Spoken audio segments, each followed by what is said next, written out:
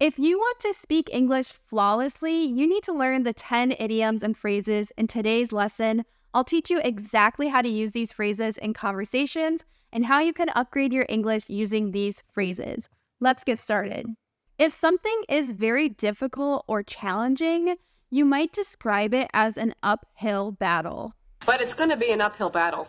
Sometimes, if you have children, you clean your house, you put everything away, and then the kids get home from school and they just kind of mess everything up and get fingerprints all over and take out all the toys. So it is an uphill battle keeping your house clean.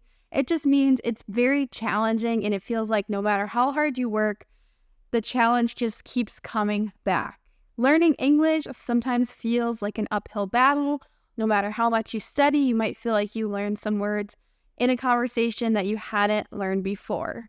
And I think everyone feels like it's an uphill battle, even if they're speaking really good English.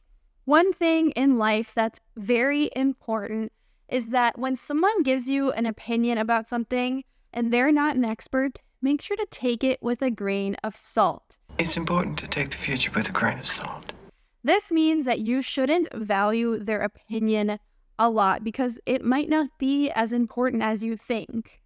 If you want to tell someone that you're going to share your opinion, but you don't want them to worry about your opinion too much, you're not an expert on the matter, you could say, well, take it with a grain of salt. So what I'm saying, don't place a lot of importance on it. If you want to say, someone is commenting about something in your life, maybe they're saying, you should be doing this in your career, you should go back to school and get another degree, but you don't think they're an expert, you could say, well, I'll take that with a grain of salt, meaning you will place a small amount of importance on it and you won't really listen. Practice what you preach. This is so important, and it's a saying that I say all of the time. I personally like to say lead by example or practice what you preach. This means your actions should be the same as your words or advices. So for instance, maybe your boss is saying it's so important to be on time to work, but your boss is not always on time to work. They do not practice what they preach. So you could say to them, well, you should practice what you preach. Practice what you preach. A really strange idiom in English, and I know a lot of different languages have a version of this idiom, is you can't have your cake and eat it too. You cannot have your cake and eat it too. So this means you might have conflicting desires in life. Maybe you want to get a promotion at work, but you also want to enjoy your life and take a lot of vacations during the year, so you can't always get your cake and eat it too. This means you can't enjoy a lot of vacations and get a promotion at your work. Hopefully you can enjoy your life, but I know in a lot of jobs, they are wanting you to be very serious, not take a lot of vacation time in order to advance and get a promotion. If you have some negative news to share or something very disappointing to someone who is very excited, you might have to rain on their parade. Rain on your parade. Maybe someone is very excited to go to a concert that's at an outdoor venue. You might say, I hate to rain on your parade, but the weather is actually supposed to be very bad, and I think the concert is going to get canceled. So you're sharing some really disappointing news when they are very excited about something. Have you ever acted in the heat of the moment?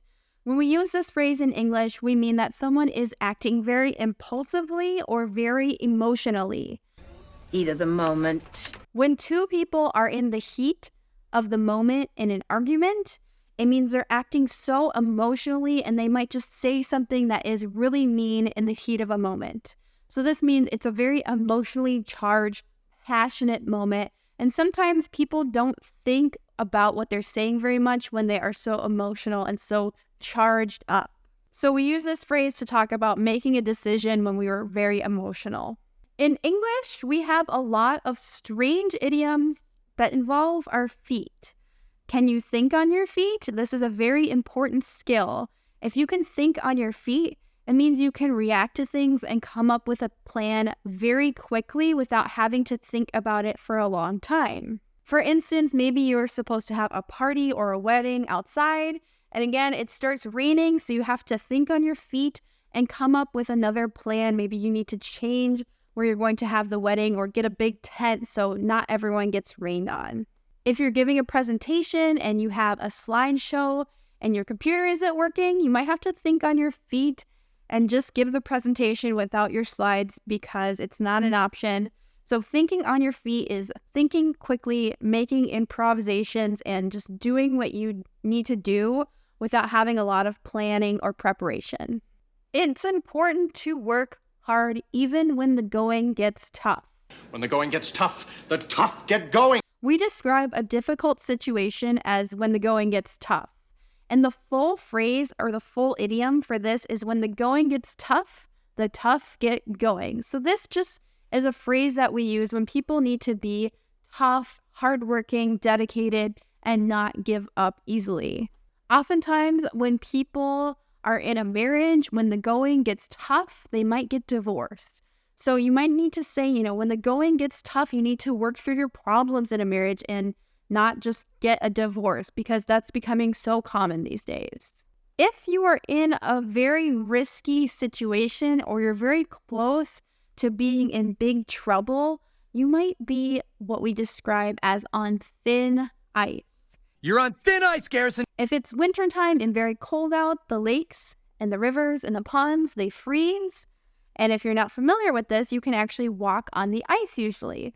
But if the ice is not frozen enough and it's very thin, you could fall through and be in great danger in very cold water. So using this as an idiom, we describe a very risky situation as thin ice.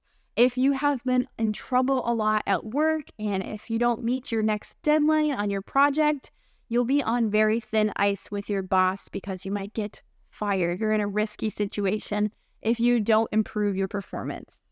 An interesting way that we caution someone in English is not just be careful, we say easy does it. Easy does it. So the other day I was moving a couch with my husband. We were lifting it upstairs and I said easy does it because I didn't want to knock the couch into the wall. So this is just a reminder that you can say to mean just be careful, be delicate, be gentle. If you want to make sure that someone doesn't accidentally hurt themselves by falling, you can say, easy does it, don't fall.